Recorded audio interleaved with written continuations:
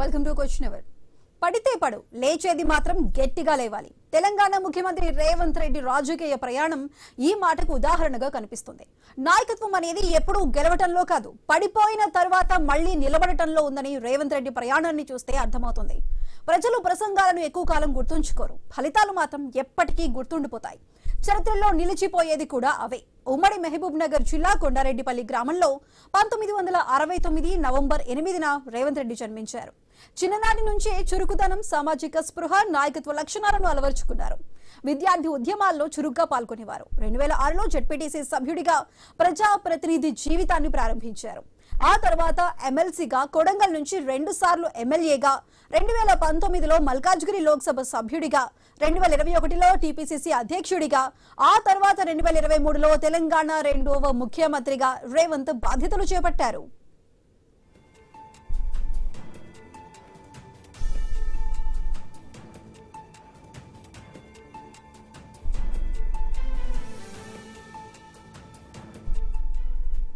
ఇరవై ఏళ్ల రాజకీయ ప్రస్థానం ప్రత్యేక అధ్యాయమని సీఎం రేవంత్ రెడ్డి కొనియాడారు. తన రాజకీయ ప్రస్థానం గురించి భావోద్వేగ పోస్ట్ పెట్టారు. ఈ ప్రయాణంలో ఎన్నో విజయాలు, మరెన్నో సవాళ్లు, ప్రజా సమస్యలపై నిరంతర పోరాటం, అధికారంలో ఉన్న ప్రతిపక్షంలో ఉన్న ప్రజలతోని తన అనుబంధాన్ని కొనసాగించినట్లు రేవంత్ రెడ్డి తెలిపారు.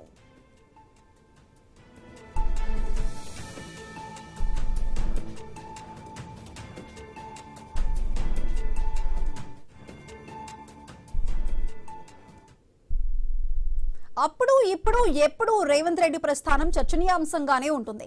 సాధారణ కార్యకర్త స్థాయి నుంచి ముఖ్యమంత్రిగా ఎదగటం అనేది సాధారణ విషయం కాదు. రేవంత్ రెడ్డి రాజకీయ ప్రయాణం వెనుక ఉన్న అసలు కథ ఏంటి? ప్రత్యర్థులను అధిగమిస్తూ ఆయన ప్రయాణం సాగిందా, లేక సొంత పార్టీల్లోనే పోటీని ఎదుర్కొంటూ ముందుకొచ్చారా? రేవంత్ రెడ్డి తన రాజకీయ గురువుగా చెప్పుకునే చంద్రబాబు పాత్ర ఎంత? తెలుగుదేశం పార్టీ నుంచి వచ్చిన అనుభవం ఆయన నాయకత్వాన్ని ఎలా మలిచింది? భవిష్యత్తులో కూడా తానే ముఖ్యమంత్రిని రేవంత్ రెడ్డి చెప్పటానికి కారణమేంటి? కాంగ్రెస్ పార్టీలో ఆయన స్థానం అంత బలంగా ఉందా? రాజకీయ పరిస్థితులను బట్టి రేవంత్ రెడ్డి నాయకత్వం మారే అవకాశం ఉందా? కాంగ్రెస్ పార్టీలో ఎంతో మంది సీనియర్ నేతలు ఉండగా రేవంత్ రెడ్డికే ముఖ్యమంత్రి పదవి ఎలా వచ్చింది?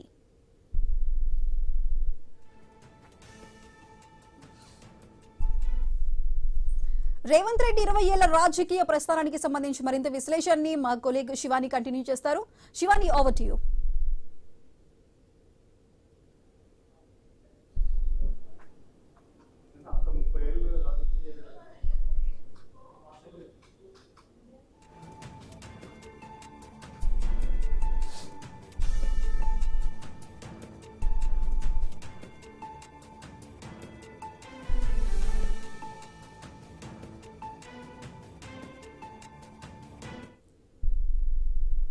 రేవంత్ రెడ్డి 20 ఏళ్ల రాజకీయ ప్రస్థానం ఎన్ని ఒడిదుడుకులతో నడిచింది, మరి దీనికి సంబంధించి ఏమేం జరిగాయి, ఈ అంశాలన్నిటికీ సంబంధించి మరింత విశ్లేషణని మా కొలీగ్ శివాని న్యూస్ రూమ్ నుంచి కంటిన్యూ చేస్తారు. Shivani, over to you. Thank you Sudha. Yes, మీరు అన్నట్టుగానే ఇప్పుడు అందరూ కూడా సీఎం రేవంత్ రెడ్డి జర్నీ గురించి మాట్లాడుకుంటున్నారు. 20 సంవత్సరాల ప్రయాణం గురించి అందరూ మాట్లాడుకుంటున్నారు. జెడ్పీటీసీ నుంచి సీఎం వరకు సాగిన జర్నీ గురించి కూడా అందరు చర్చించుకుంటున్నారు. సో కార్యకర్త స్థాయి నుంచి సీఎం గా ఎలా ఎదిగారు, ఏ స్ట్రాటజీతో ముందుకు వెళ్ళారు, ఇన్ని సంవత్సరాలు ఏ స్ట్రాటజీ, ఏ ఫార్ములా అప్లై చేసి చిన్న స్థాయి నుంచి ఇప్పుడు సీఎం స్థాయి వరకు వచ్చారనేది కూడా అందరు కూడా మాట్లాడుకుంటున్నారు.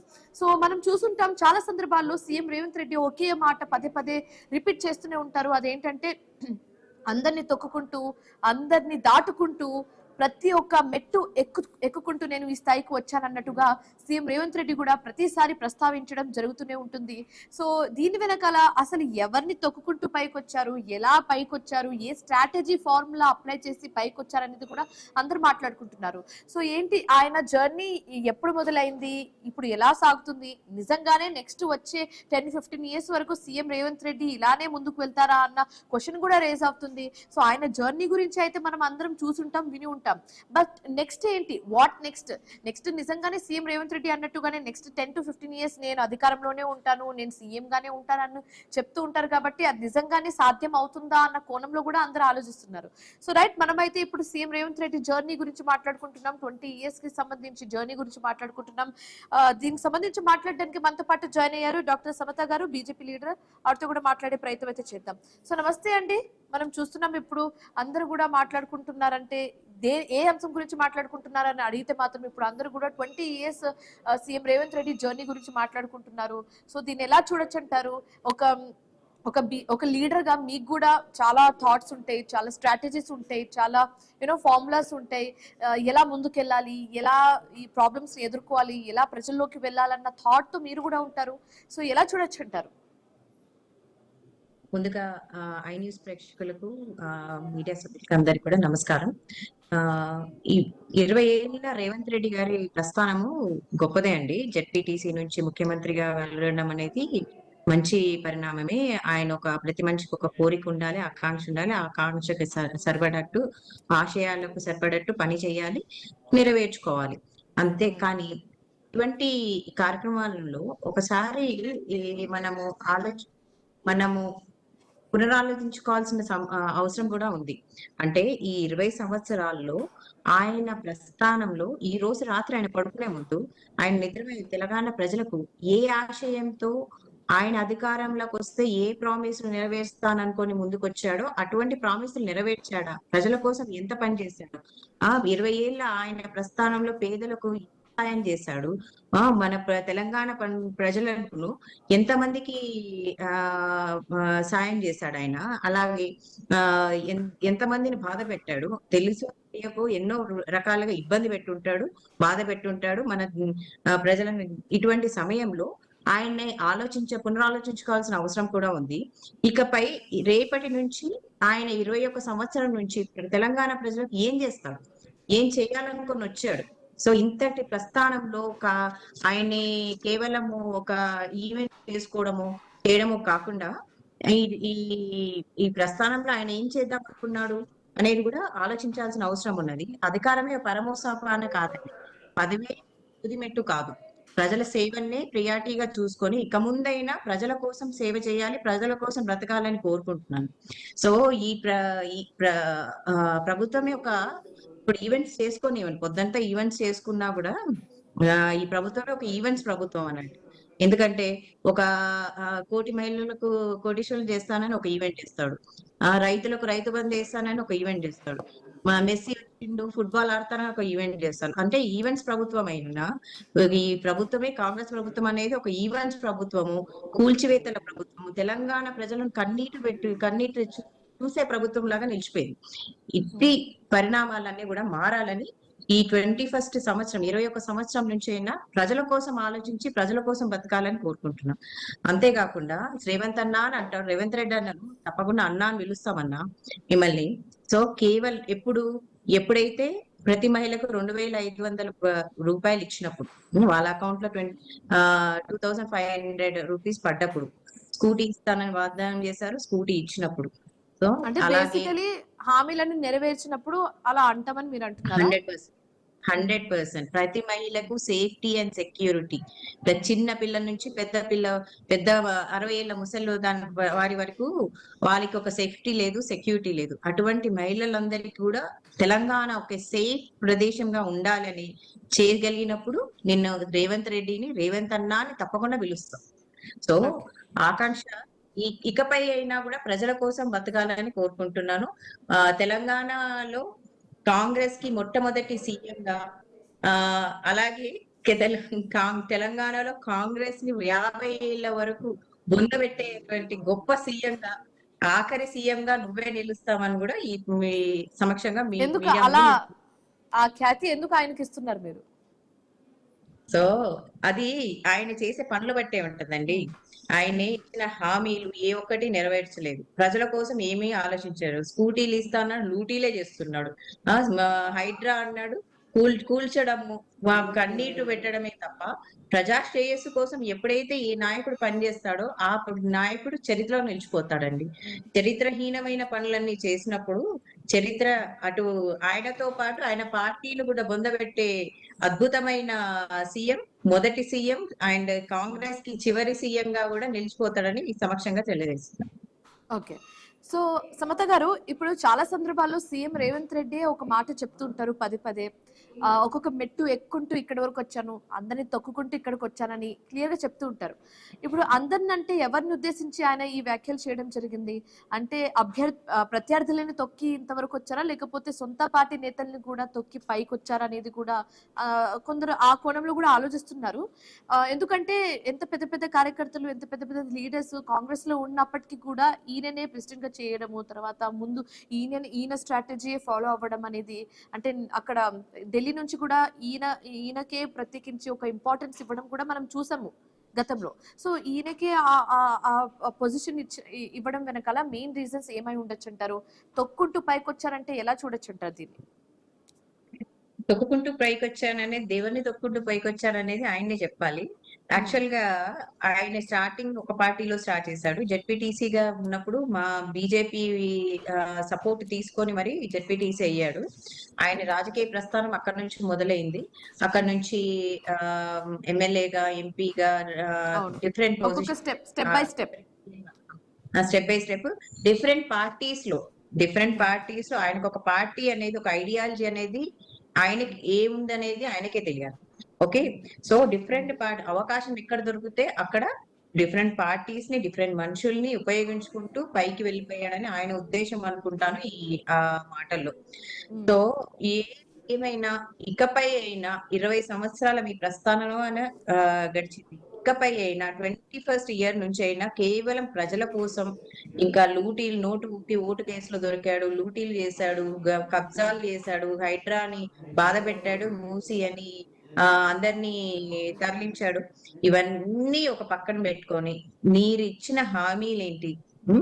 నేను ప్రజలకి నా పరిధిలో ఉన్న ఒకటి 2 సంవత్సరం, ఇంకా మిగిలింది హార్డ్లీ 1 or 2 years. సో ఈ ఇయర్స్ లో ఆయన ఈ ప్రజలకు ఏం చేయగలుగుతాడు అని ఆలోచించి ప్రజల శ్రేయస్సు కోసం ఆయన లైఫ్ ని ఉపయోగించాలని కోరుకుంటున్నాను. Okay. So CM Revanth Reddy గురువు ఎవరో చాలా సందర్భాల్లో ఆయన బహిరంగంగా బయట కూడా చెప్పడం మనం వింటూ ఉంటాము. సో 20 ఏళ్ళగా ఇంత ఒక స్ట్రాటజీతో ముందుకెళ్ళడం అనేది it's not a simple thing. Okay, 20 years నుంచి ఉన్నారు, ఓకే, కానీ సీఎం కుర్చీలో కూర్చున్నారంటే we have to think about it. ఇంత చిన్న వయసులో సీఎం అవ్వడం అనేది కూడా చాలా మంది చర్చించుకున్నారు. సో నిజంగానే సీఎం రేవంత్ రెడ్డి గురువు గారు ఏమైనా హెల్ప్ చేయడము, లేకపోతే వెనకాల ఉండి అలా సజెస్ట్ చేయడము ఏమైనా చేయడం జరిగిందని అనుకుంటున్నారా మీరు? తప్పకుండా గురువు అనేది బోధనలు ఉంటాయి, కానీ ఆయన సీఎం పదవికి రావడానికి అంటే చంద్రబాబు నాయుడు గారు హెల్ప్ చేశారు, ఎంతవరకు హెల్ప్ చేశారు అనేది మనకు అంటే రాజకీయ గురువు అయితే చంద్రబాబు నాయుడు గారే కదండి ఆయనకి. ఓకే, రాజకీయ గురువు చంద్రబాబు నాయుడే, కానీ ఆయన ఆ తర్వాత ఆయన పార్టీలో లేడు కదండి. ఆ పార్టీ నుంచి కాంగ్రెస్ పార్టీకి వెళ్ళాడు కదా. కాంగ్రెస్ పార్టీకి వెళ్ళినప్పుడు మరి ఐడియాలజీ డిఫరెంట్, పార్టీలు డిఫరెంట్. ఉన్నన్ని రోజులు ఆయనని దగ్గరుండి వీక్షించారు కాబట్టి ఎలా పార్టీని ముందు తీసుకెళ్లాలన్న ఆలోచన కూడా ఆయనలో ఉండిపోయిందేమో. డెఫినెట్లీ మంచి నాయకుల నుంచి చాలా మంచి విషయాలు నేర్చుకోవచ్చు. అలాగే రేవంత్ అన్న మంచి విషయాలు కూడా నేర్చుకోవాలనుకున్నాడు. అవి మంచి విషయాలు కూడా ఇంప్లిమెంట్ చేయాలి, ప్రజలకు శ్రేయస్కరమైనవి చేయాలి, ప్రజల శ్రేయస్సు కోసం పాటుపడాలని మేము కోరుకుంటున్నాం అంతే. Okay, so okay, next 10 years కూడా నేనే అధికారంలో ఉంటా, నేనే సీఎం అయి ఉంటా అన్నట్టుగా చెప్పడం కూడా చాలా సందర్భాల్లో చూసాము. ఈ కాంగ్రెస్ పార్టీ నెక్స్ట్ 10-15 years అధికారంలో ఉంటుంది, నేనే సీఎం గా ఉంటానని చెప్పడం జరిగింది. కాబట్టి నిజంగానే అది అవుతుందని మీరు అనుకుంటున్నారా? సో ఆకాంక్షించడం తప్పలేదు, కానీ ఒక ప్లాన్ కానీ ఒక కరెక్ట్ ప్రాక్టికాలజీ లేని, లాజిక్ లేని మాటలు మాట్లాడడం అనేది ఒక హాస్యాస్పదం. అది ఒక సీఎం పదవిలో పాయింట్ అని అంటున్నారు మీరు? 100%. ఇప్పుడు కాంగ్రెస్ లో ఎంతమంది నాయకుడు లేరండి. అంతకు ముందు ఎవరు అనుకున్నారు రేవంత్ రెడ్డి గారు కాంగ్రెస్ లో వచ్చి కాంగ్రెస్ నుంచి సీఎం అవుతాడని? సో పిసిసి ప్రెసిడెంట్ అవుతాడని ఎవరు అనుకున్నారు? కాంగ్రెస్ నాయకులు ఎవరైనా ఊహించారా? సో ఎవరు ఎప్పుడు సీఎం ఎవరు ఏ ఏ ఏ ప్రభుత్వం ఎప్పుడు గవర్నమెంట్ కి వస్తుంది అనేది కేవలం ప్రజల చేతిలో ఉంది. ప్రజలు వీక్షిస్తున్నారు. రేవంత్ రెడ్డి చేసే ఏ పనులేంటి, మోసపూరిత మాటలేంటి, ఆయన ప్రభుత్వం ద్వారా ఆయనను ఎన్నుకోవడం వల్ల ఎంత నష్టపోయారనేది ప్రజలు గమనిస్తున్నారు. కాబట్టి రేపు ప్రజలు తప్పకుండా ఆయనకు బుద్ధి చెప్తారు. కాంగ్రెస్ పార్టీని తీసి పక్కన పెడతారని మేము అనుకుంటున్నాం. ఓకే. సో సమత గారు, జాయిన్ గతంలో అయ్యాను కూడా ఒక కార్యక్రమంలో భాగంగా సీఎం రేవంత్ రెడ్డి ఒక మాట చెప్పడం జరిగింది. గుజరాత్ మోడల్ ని మేము తెలంగాణలో కూడా ఫాలో అవుతాము అని చెప్పడం జరిగింది. సో గుజరాత్ మోడల్ ఇక్కడ తీసుకొస్తారంటే గుజరాత్ ఎంత అభివృద్ధి చెందిందో అనేది ఆయన ఇండైరెక్ట్ గా చెప్పడం జరిగింది. సో ఏంటి నిజంగానే CM Revanth Reddy and PM Modi మధ్య ఏమైనా ఈక్వేషన్స్ ఇప్పుడు కరెక్ట్ గా నడుస్తున్నాయి అని అనుకుంటున్నారా? నిజంగానే మోదీ బడే భాయ్ అండ్ సీఎం రేవంత్ రెడ్డి చోటే భాయ్ ఈక్వేషన్ కరెక్ట్ గా ఉందని మీరు అనుకుంటున్నారా? మోదీని చూసి ప్రపంచం, మన దేశంలో కాదండి, ప్రపంచంలో అందరూ ఇన్స్పైర్ అవుతున్నారు. సో అటువంటి మోదీని చూసి మోదీ డెవలప్ చేసిన గుజరాత్ మోడల్ ని చూసి ఇన్స్పైర్ అయ్యి అటువంటి మోడల్ తీసుకొచ్చి మన తెలంగాణ ప్రజలకు అభివృద్ధి చేస్తానంటే మేము ఎప్పుడూ ఆహ్వానిస్తాము. సో మోదీ అనేది ప్రభుత్వాలకి అతీతంగా తెలంగాణ ప్రజలకు ఏది అవసరమో దాని వరకు ఏ ప్రభుత్వం ఉన్నా మనకు సాయం చేయడానికి ముందుకు వస్తారు. సో సెంట్రల్ గవర్నమెంట్ గా వారు ఎటువంటి సపోర్ట్ కావాలన్నా ఏ ప్రభుత్వంకైనా చేసేందుకు ముందు ఉంటారు. అట్లాంటి మోదీ స్థాపించిన గుజరాత్ మోడల్ ని ఇన్స్పైర్ చేసుకొని రేవంత్ రెడ్డి గారు మన తెలంగాణలో ఇంప్లిమెంట్ చేస్తానంటే మేమందరికి అంటే ఆ మధ్య ఒక పుకారు కూడా బాగానే షికారులు కొట్టిందని చెప్పొచ్చండి. నిజంగా అంటే సీఎం రేవంత్ రెడ్డి బీజేపీలోకి జాయిన్ అయ్యే ఛాన్సెస్ ఉందన్నట్టుగా కూడా మాట్లాడుకున్నారు. సో నిజంగానే అది రూమరా లేకపోతే నమ్మచ్చంటారా? అది రేవంత్ రెడ్డి గారే చెప్పాలండి. మన బీజేపీ పార్టీలో చేరుతారా, ఇంకే పార్టీలో చేరుతారా, ఏ పదవిలో ఉంటారు అనేది ప్రజలు నిర్వహిస్తారు.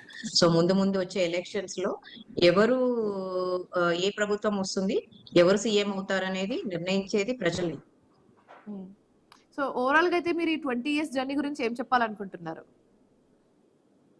చివరిగా మేము 20 years రేవంత్ రెడ్డి అన్న జర్నీ గురించి మేము చివరిగా చెప్పదలుచుకుంది ఏంటంటే, రేవంత్ రెడ్డి గారు మిమ్మల్ని మేము అన్నా అని పిలవాలంటే కొంచెం మహిళలకు 2500 రూపాయలు మీ అకౌంట్ లో వేయండి. మీరు ఇచ్చిన హామీలైన స్కీలను ఇవ్వండి.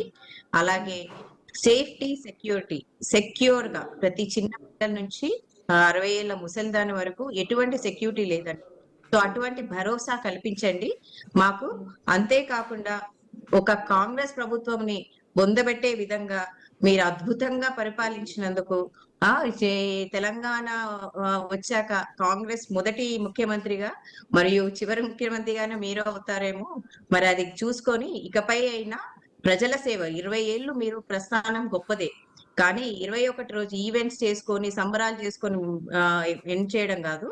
మీరు ఈ రోజు ఒక ఆలోచించుకోవాలి, పునరాలోచించుకోవాలి. ఈ రోజు రాత్రి మీరు పడుకునే ముందు ప్రజల కోసం నేనేం చేస్తాను, ఇక ముందు అని ఒక 21 సంవత్సరం నుంచి ఇలా కేవలం ప్రజల కోసం, తెలంగాణ బాగు కోసం ఆలోచించాలని కోరుకుంటున్నాను. ఓకే ఓకే ఓకే సో ఇదే అంశానికి సంబంధించి మాట్లాడడానికి మనతో పాటు జాయిన్ అయ్యారు కల్వ సుజాత గారు, కాంగ్రెస్ స్పోక్స్ పర్సన్. ఆవిడతో కూడా మాట్లాడే ప్రయత్నం అయితే చేద్దాం. సో నమస్తే అండి సుజాత గారు. 20 years CM Revanth Reddy journey గురించి మనం మాట్లాడుతున్నాము. మీరు ఏం చెప్పాలనుకుంటున్నారు ఈ జర్నీ గురించి?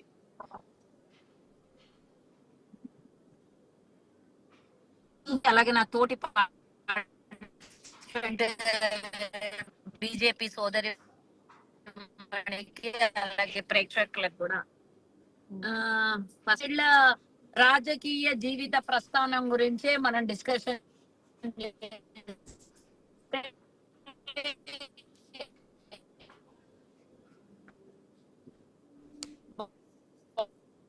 సుజాత గారు కొంచెం సిగ్నల్ ప్రాబ్లం ఉన్నట్టు ఉందండి.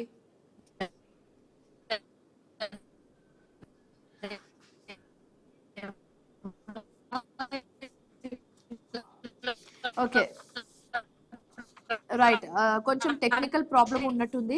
సో సుజాత రాజకీయ కోణం ఒకే, తన వెనకాల గాడ్ ఫాదర్ లేడు, తన వెనకాల లేదు అంటే పొలిటికల్ బలం పెద్దగా లేకపోయినా సింగిల్.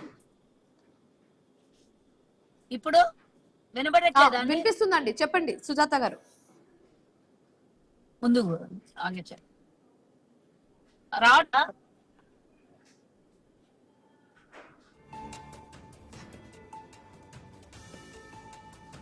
రైట్ సమత గారు, ఇప్పుడు మీరు విన్నారు కదా సుజాత గారు ఏం చెప్పారు. వెనకాల గాడ్ ఫాదర్ లేకపోయినా కూడా అన్ని ప్రాబ్లమ్స్ ని ఎదుర్కొని ముందుకెళ్ళి ఒక సాలిడ్ రాక్ లాగా సీఎం గా ఉన్నారన్నట్టుగా కూడా ఆవిడ చెప్పడం జరిగింది. సో నిజంగానే ఎవరు హెల్ప్ లేకుండానే, ఎవరు ఏ గాడ్ ఫాదర్ లేకుండానే ఇంతవరకు సీఎం రేవంత్ రెడ్డి వచ్చారంటే గ్రేట్ అని చెప్తున్నారు ఆవిడ. ఏం చెప్పాలనుకుంటున్నారు?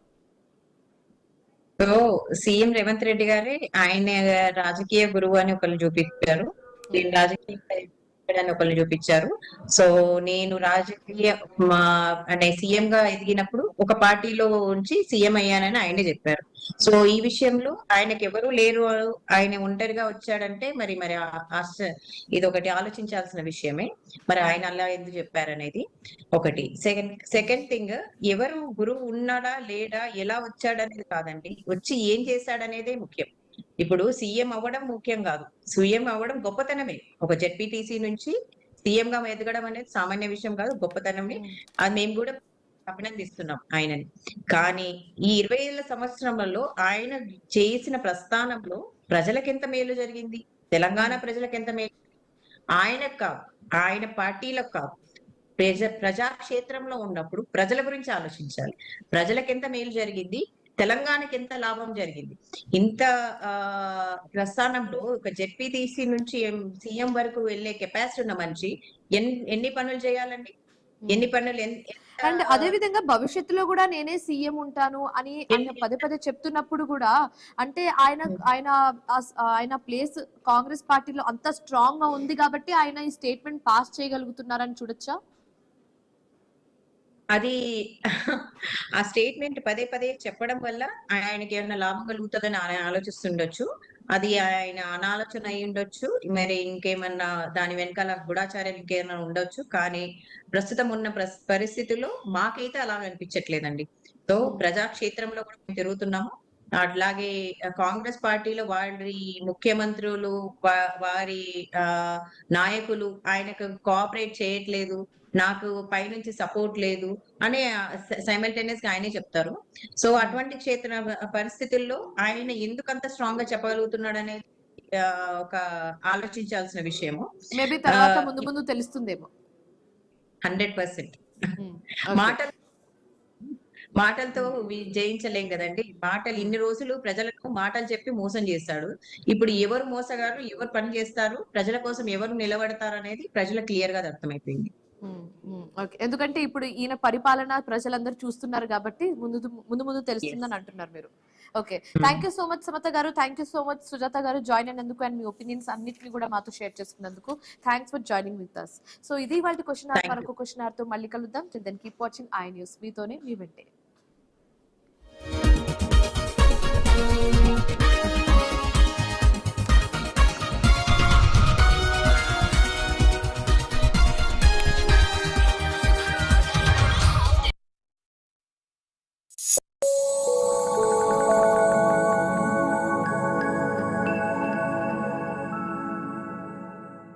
డయాబెటిక్ ఉందా? ఈ పండ్లను తినొద్దు. ప్రపంచవ్యాప్తంగా ఏటా డయాబెటిస్ బాధితుల సంఖ్య గణనీయంగా పెరుగుతుందని గణాంకాలు చెబుతున్నాయి. అమెరికా, ఇండియాలలో డయాబెటిస్ పేషెంట్లు ఎక్కువగా పెరుగుతున్నారని డాక్టర్లు చెబుతున్నారు.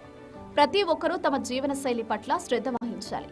ముఖ్యంగా చాలా మందికి అస్తవ్యస్తమైన జీవన విధానం వల్ల డయాబెటిస్ వస్తుంది. కనుక జీవనశైలిని ఆరోగ్యవంతంగా ఉండేలా చూసుకోవాలి. ఇక డయాబెటిస్ ఉన్నవారు తీసుకునే ఆహారం విషయంలోనూ జాగ్రత్తలు పాటించాలి. లేదంటే షుగర్ లెవెల్స్ పెరిగే ప్రమాదం ఉంది. డయాబెటిస్ ఉన్నవారు తప్పనిసరిగా తక్కువ గ్లైసిమిక్ ఇండెక్స్ ఉన్న ఆహారాలని తినాల్సి ఉంటుంది. ఎక్కువ గ్లైసిమిక్ ఇండెక్స్ ఉన్న ఆహారాలను లేదా పండ్లను తింటే షుగర్ లెవెల్స్ వెంటనే పెరిగే అవకాశం ఉంటుంది. ఇక ఎక్కువ గ్లైసిమిక్ ఉన్న పండ్లలో అరటిపండు కూడా ఒకటి. అరటిపండును తిన్న వెంటనే రక్తంలో చక్కెర స్థాయిలు అమాంతం పెరుగుతాయి. దీని గ్లైసిమిక్ ఇండెక్స్ ఎక్కువ కనుక డయాబెటిస్ వ్యాధిగ్రస్తులు ఎట్టి పరిస్థితుల్లోనూ అరటి పండ్లను తినకూడదు. పుచ్చకాయలలోనూ చక్కెర స్థాయిలు ఎక్కువగానే ఉంటాయి. వీటి గ్లైసిమిక్ ఇండెక్స్ కూడా ఎక్కువే కాబట్టి షుగర్ పేషెంట్లు వీటిని కూడా తినకూడదు. అదేవిధంగా డ్రై ఫ్రూట్స్ అయిన ఎండు ద్రాక్ష, ఖర్జూరాల్లోనూ గ్లైసిమిక్ ఇండెక్స్ ఎక్కువగానే ఉంటుంది. వీటిని తిన్న వెంటనే షుగర్ లెవెల్స్ అమాంతం పెరుగుతాయి కనుక వీటిని కూడా తినవద్దు. ఇక సాధారణ రైస్ గ్లైసిమిక్ ఇండెక్స్ చాలా ఎక్కువగా ఉంటుంది కనుక షుగర్ ఉన్నవారు ఈ రైస్ కు బదులుగా బ్రౌన్ రైస్ తినాలి లేదా మిల్లెట్స్ ను తినవచ్చు. వీటి గ్లైసిమిక్ ఇండెక్స్ విలువ చాలా తక్కువ. వీటిని తిన్న వెంటనే షుగర్ లెవెల్స్ చాలా నెమ్మదిగా పెరుగుతాయి కనుక బ్రౌన్ రైస్ తో పాటు మిల్లెట్స్ చాలా ఆరోగ్యవంతమైన ఆహారం అని చెప్పవచ్చు. సాధారణంగా షుగర్ లెవెల్స్ ఉదయం బ్రేక్ఫాస్ట్ చేయకముందు 70 నుంచి 100 మధ్య ఉండాలి. ఆహారం తిన్న తర్వాత గంటన్నరకు షుగర్ లెవెల్స్ 140 వరకు ఉండవచ్చు. ఈ పరిమితి దాటితే దాన్ని డయాబెటిస్ గా పరిగణిస్తారు. 30 ఏళ్లు దాటిన ప్రతి ఒక్కరూ డయాబెటిస్ పరీక్షలను ఏడాదికి 2 సార్లు చేయించుకోవాలి. డయాబెటిస్ ఉన్నట్లు తేలితే మాత్రం ఏమాత్రం ఆలస్యం చేయకుండా వెంటనే డాక్టర్ను కలిసి చికిత్స తీసుకోవాలి. దీనివల్ల ముందుగానే డయాబెటిస్ ను కంట్రోల్ చేసిన వారు అవుతారు. లేదంటే అధిక చక్కెర స్థాయిలు శరీరంలోని అన్ని అవయవాలపై ప్రభావం చూపిస్తాయి. శరీరంలో చక్కెర స్థాయిలు ఎక్కువగా ఉంటే కిడ్నీలు పాడయ్యే అవకాశాలుంటాయి. దీంతో పాటు కంటి చూపు కోల్పోవచ్చు. అలాగే కాళ్లకు పొండ్లు పడి కాళ్లను తీసేసే పరిస్థితి వస్తుంది. మీకు ఎలాంటి అలర్జీ లేకున్నా స్వీట్లను తిన్నప్పుడు లేదా ఇతర సమయాల్లో చర్మంపై దురదలు బాగా వస్తున్నా లేదా దాహం విపరీతంగా అవుతున్నా రాత్రిపూట మూత్ర విసర్జనకు లేవాల్సి వస్తున్నా దాన్ని షుగర్ గా అనుమానించాలి. ఈ లక్షణాలు కనిపిస్తే ఏమాత్రం ఆలస్యం చేయకుండా వెంటనే షుగర్ టెస్ట్ చేయించుకోవాలి. షుగర్ ఉన్నట్లు వస్తే వెంటనే చికిత్స తీసుకోవాలి. దీంతో వ్యాధిని ఆరంభంలోనే కంట్రోల్ చేయవచ్చు. వర్షాకాలంలో ఫర్నిచర్ కు చెదలు పట్టడం పెద్ద సమస్యగా ఉంటుంది. అయితే చెద పురుగులకు చెక్ పెట్టేందుకు కార్పొరేట్ కంపెనీలను సంప్రదిస్తే వేలకు వేలు ఖర్చు అవుతుంది. తక్కువ ఖర్చుతో మన ఇంట్లోనే ఉండే కొన్ని పదార్థాలతో వీటిని తరిమి కొట్టవచ్చని చెప్తున్నారు నిపుణులు. ఈ సీజన్లో తేమ ఎక్కువగా ఉండడంతో ఇవి వేగంగా వృద్ధి చెందుతాయి. వీటిని లైట్ తీసుకుంటే గడపలు, తలుపులు, కిటికీలు, ఫర్నిచర్ను సర్వనాశనం చేస్తాయి. 2 టీ స్పూన్ల వైట్ వెనిగర్, 2 టీ స్పూన్ల నిమ్మరసం ఒక స్ప్రే బాటిల్లో పోసి చెదలు పట్టిన చోట లేదా పురుగులు కనిపిస్తున్న ప్రదేశాల్లో నేరుగా స్ప్రే చేయాలి. వెనిగర్లోని ఎసిటిక్ యాసిడ్, నిమ్మరసంలోని సిట్రిక్ యాసిడ్ చెదల నాడి వ్యవస్థపై దాడి చేసి వెంటనే వాటిని చంపేస్తాయి. ఈ స్ప్రే ఇతర చిన్న చిన్న పురుగులను, కీటకాలను కూడా తరిమి కొడుతుంది. మంచి ఫలితాల కోసం రోజు కొన్ని రోజుల పాటు స్ప్రే చేస్తూ ఉండాలి. దీనికో న్యాచురల్ రెమెడీ కూడా ఉంది. చెద పురుగులు వేడిని, సూర్యరశ్మిని అస్సలు తట్టుకోలేవు. చెదలో పట్టిన ఫర్నిచర్ను 2 లేదా 3 రోజుల పాటు నేరుగా ఎండల్లో పెట్టినా సరిపోతుంది. భవిష్యత్తులో చెద పురుగులు రాకుండా చెక్క ఫర్నిచర్ను ఎప్పుడూ